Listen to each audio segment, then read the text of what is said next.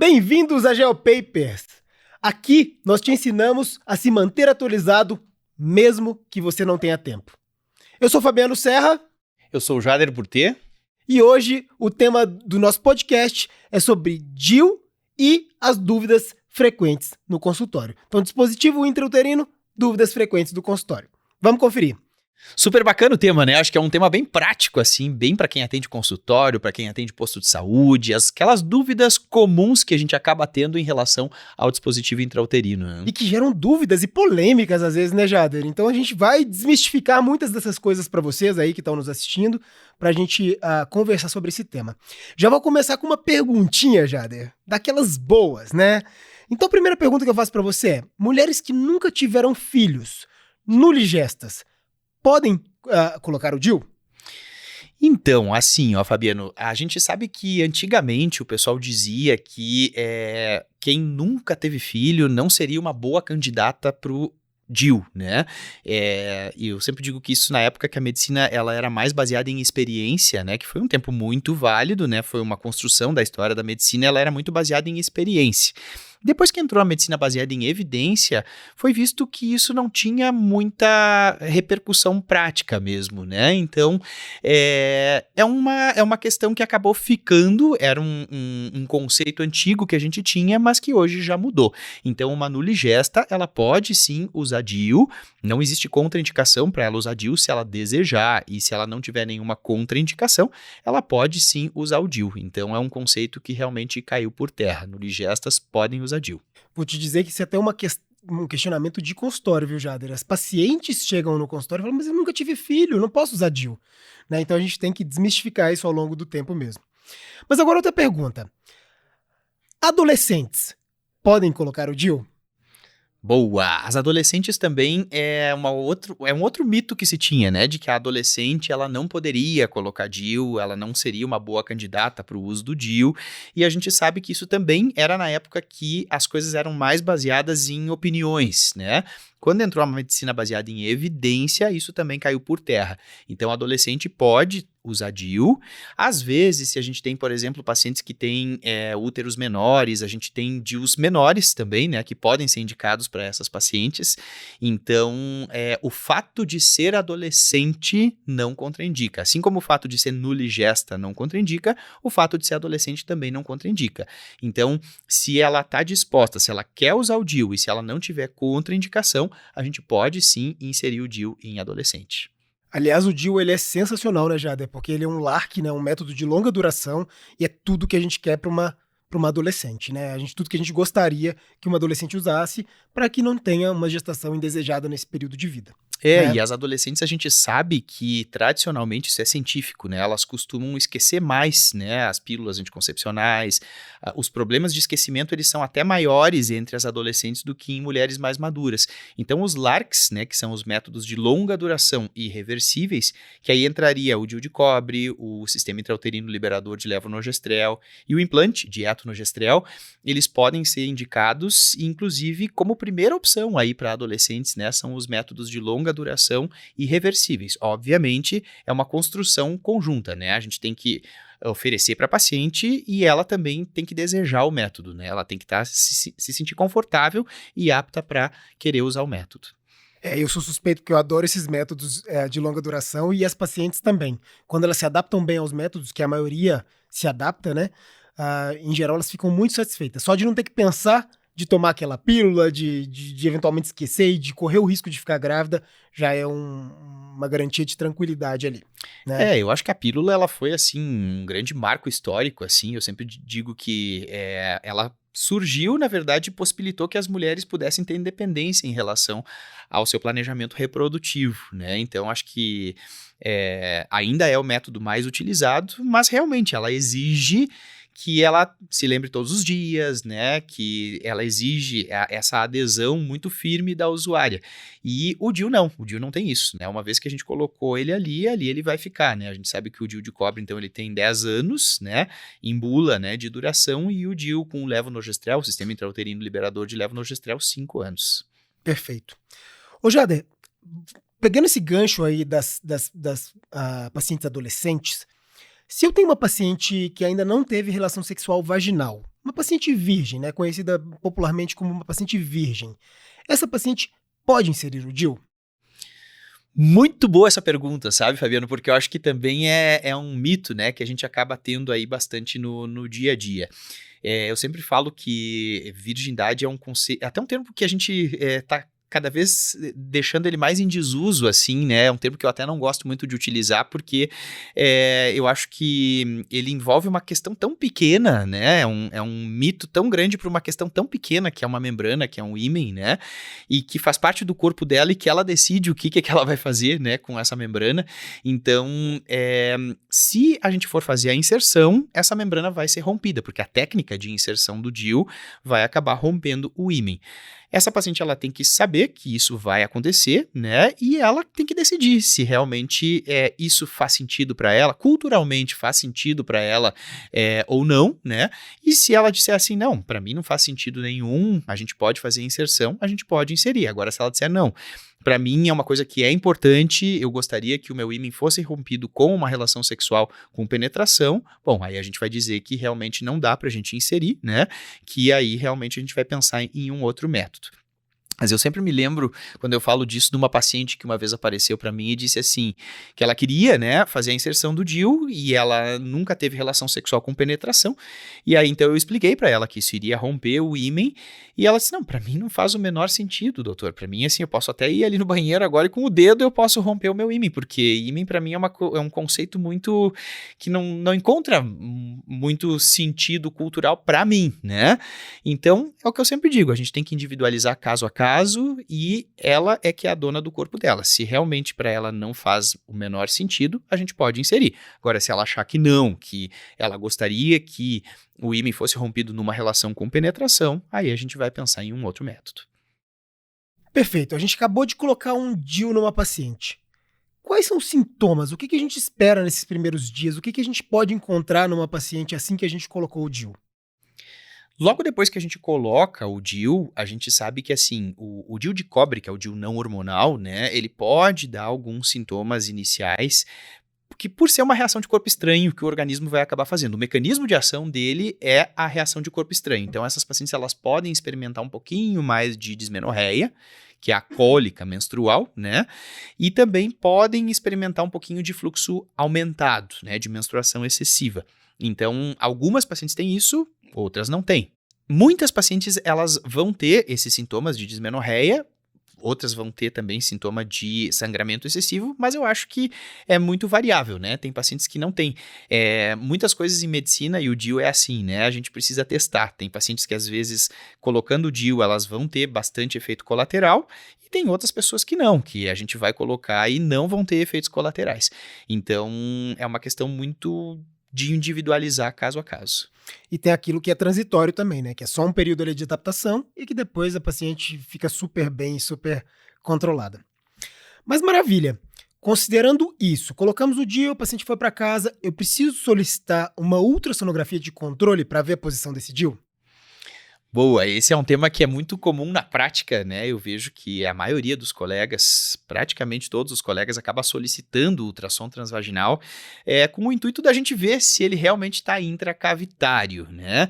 Porque, enfim, como a gente vive a questão de comprovações, né, da medicina, que a gente tem que ter uma documentação, muita gente acaba se sentindo mais seguro em pedir o ultrassom. Tanto o médico quanto a paciente, né? Ela precisa ver que realmente está intracavitário. Mas o que a gente tem de evidência, né? Existe uma diretriz do Ministério da Saúde especificamente sobre DIU de cobre, e nessa evidência o que eles colocam é que se a paciente ela está assintomática, se a paciente não tem sintoma nenhum, a gente não precisaria ter esse ultrassom, a gente poderia prescindir desse ultrassom. Então não é um exame obrigatório, academicamente não é um exame obrigatório.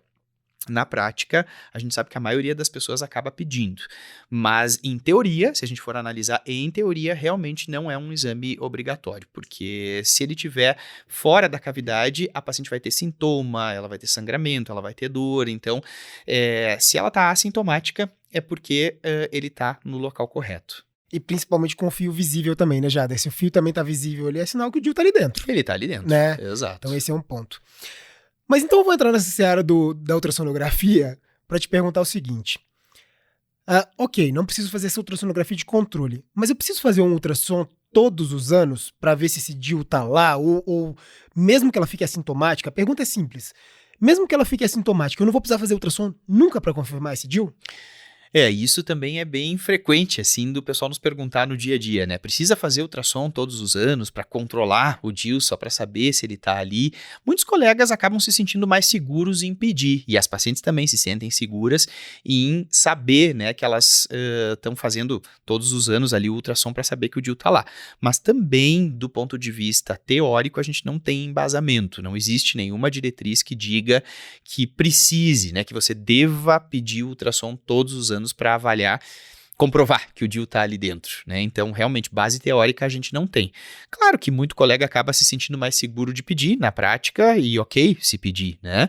Mas é importante a gente falar que realmente suporte teórico para solicitar todos os anos não tem. Realmente a gente carece de literatura que respalde isso. Perfeito. Vou te dizer que eu fico tenso, viu? De não pedir uma ultrassonografia nunca, né? Mesmo que a paciente esteja assintomática, porque dá uma segurança pra gente também e pra paciente, né? Eu acho que isso é opinião pessoal, tá bom? A diretriz fala que não precisa, mas acaba que na prática clínica muitas vezes a gente pede. Eu vou te dizer, Fabiano, que eu também acabo solicitando, assim, principalmente quando a paciente me solicita, assim, às vezes ela vem para fazer a rotina ali, né, a gente coleta o Papa Nicolau e ela, poxa, eu queria fazer um ultrassom, né, para dar uma olhada no meu DIU.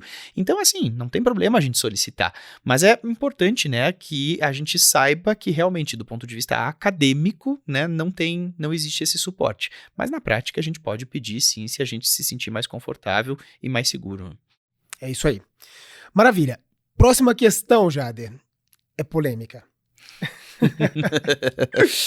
Doença inflamatória pélvica e uso de DIU. Tiro, não tiro? Existe alguma situação em que eu preciso retirar? Como é que funciona isso? Isso, na verdade, é super frequente, é uma dúvida muito frequente que eu vejo que a maioria dos colegas acabam tendo, né? E, poxa, a paciente que tem DIU e a gente fez um diagnóstico ali de DIP, de doença inflamatória pélvica. É aquela doença inflamatória pélvica clássica, né? A paciente que tem ali uma leucorreia, tem dispareunia, tem dor embaixo do ventre, dor à palpação de anexos, você mobilizou o colo, basculou o colo do útero e ela tem dor. Então, bom, é um diagnóstico de doença inflamatória pélvica, a gente vai tratar essa paciente. O DIU, por ser um corpo estranho, se acreditava no passado que ele deveria ser removido, né? Que isso melhoraria a possibilidade de tratamento. O que é que os estudos recentes nos mostraram? Que não é verdade isso, que o DIU ele pode ficar ali e que às vezes até o próprio fato de você manipular a cavidade tentando retirar o DIU, às vezes você pode até inclusive levar algum germe, alguma bactéria adiante pela própria manipulação. Então a recomendação oficial do Ministério da Saúde do Brasil é manter o DIU, você não precisa retirar. Você mantém o DIU, né? Você trata ela com antibiótico e mantém o DIU. Mas aí tem um porém, que é muito importante. Para o pessoal que está nos ouvindo, olha só. A gente vai manter o DIU, mas a gente sempre reavalia a paciente que você está tratando para doença inflamatória pélvica em 48, 72 horas. Então, ela vai ser reavaliada. Eu coloquei o DIU, eu comecei o tratamento numa paciente que tem DIU, né? Então, eu mantive o DIU lá. E aí, eu reavalio essa paciente em 48, 72 horas. Regra de antibiótico, qual que é? Tem que melhorar em 48, 72 horas. É um esquema tríplice que se recomenda, né? O Ministério da Saúde do Brasil recomenda doxiciclina associada a ceftriaxona e metronidazol. Se a paciente não melhora em 48, 72 horas, bom, aí a gente pode considerar retirar o DIU, porque ela tem que melhorar. Talvez ela não esteja melhorando porque realmente tem ali aquele corpo estranho. Então, é num segundo momento. No primeiro momento você mantém. Agora, se você reavalia 48, 72 horas e a paciente não melhorou, bom, a gente tem que ver se ela não tem um abscesso tubovariano, tem que ver se ela não tem critério aí para algum outro diagnóstico e a gente vai considerar, sim, remover o DIU. Nesse caso, a remoção do DIU aí na segunda avaliação, ela pode ser considerada. Maravilha, sensacional. Falamos de doença inflamatória pélvica, agora eu quero te fazer uma pergunta que é bastante interessante e gera polêmica também. A gente sabe que nenhum método é 100%, né, Jader? A pessoa não quer engravidar, gente, é abstinência sexual. não ter relação sexual. Porque o risco de gravidez ele acontece com qualquer método. Claro que a gente tem métodos mais seguros, e o DIU é um deles, mas a gente tem métodos também que tem um pouquinho mais de falha. Enfim, o DIU não é 100% e a gente sabe disso. Se a paciente engravidou com o DIU, como que eu procedo nesse caso? Então, na verdade, assim, é exatamente isso que você falou, né, Fabiano? Nenhum método é 100% eficaz, não adianta, né? A gente tem métodos que são extremamente eficazes, como o DIU. O DIU ele é considerado um método de alta eficácia, né? Assim como o sistema intrauterino liberador de levonorgestrel, assim como o implante de etonorgestrel, que tem uma altíssima eficácia também. Então, o DIU é seguro. É importante a gente explicar isso, porque às vezes tem aquele mito, né, de que o DIU ele não seria seguro. Não, ele é um método super seguro e um método super eficaz. Mas, eventualmente, ele pode ter falhas, né? Muito raramente ele pode falhar. Se a paciente engravidar com o DIU, qual que é a recomendação oficial do Ministério da Saúde? A gente precisa, então, examinar a paciente e a gente precisa pedir um ultrassom, né, para ver exatamente onde que está o saco gestacional, onde que está o DIU.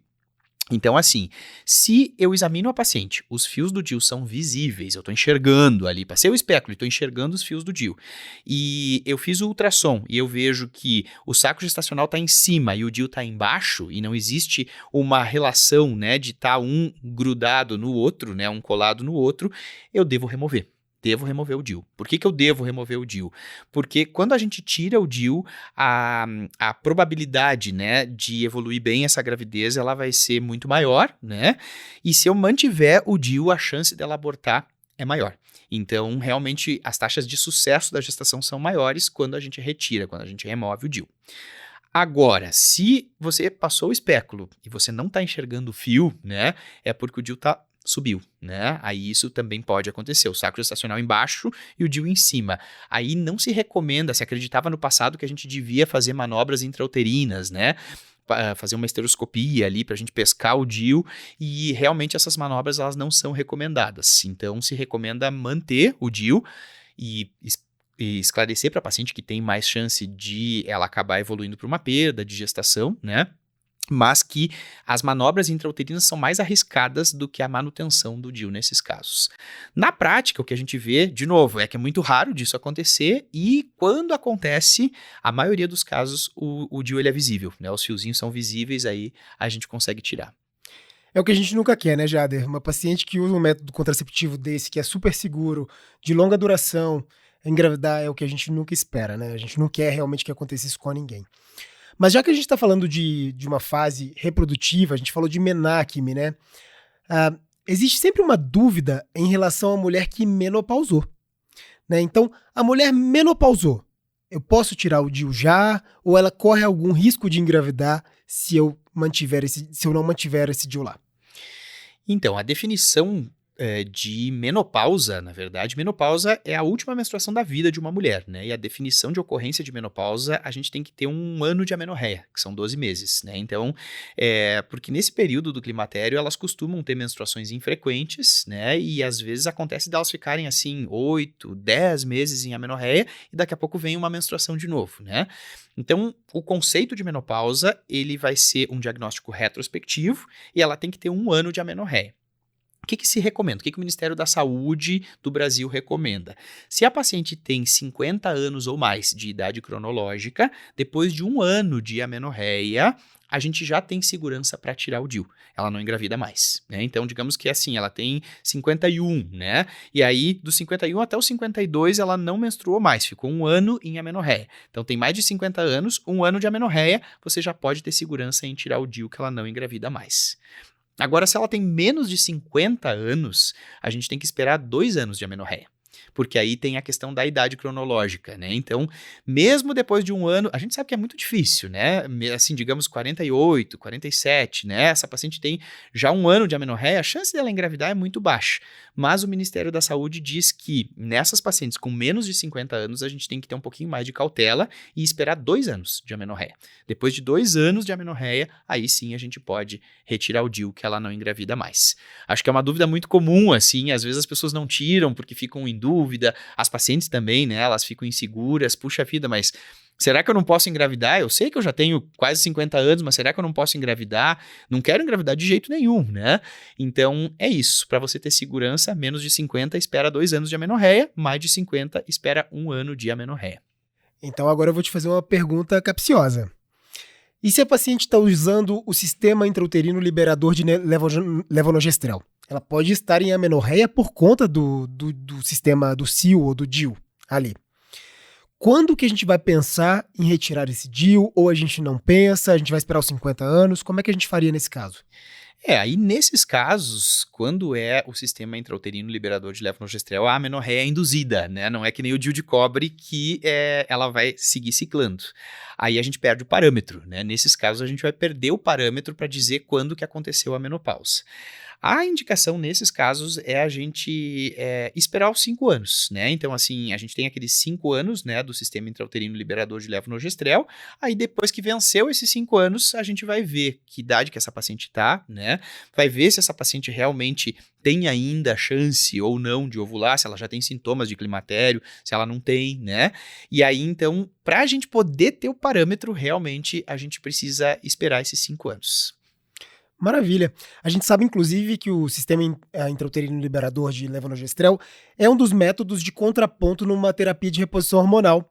Então, eventualmente, a gente pode fazer até a transição, né, Jader? Uma mulher que vinha ali usando o DIU só como anticoncepção e ela está com sintomas climatéricos importantes, a gente pode considerar realmente utilizar o DIU como proteção endometrial e fazer, às vezes, uma reposição transdérmica de estradiol, né? Então, essa é uma possibilidade também. Nessa faixa etária, eu sou um grande fã, assim, do DIU com levonorgestrel. Eu também. eu acho que ele acaba sendo útil aí para evitar aqueles sangramentos anormais que elas costumam ter no climatério, né? Que é muito comum, né, por anovulação, às vezes elas terem aqueles sangramentos anormais, que antigamente a gente chamava de sangramento disfuncional, né?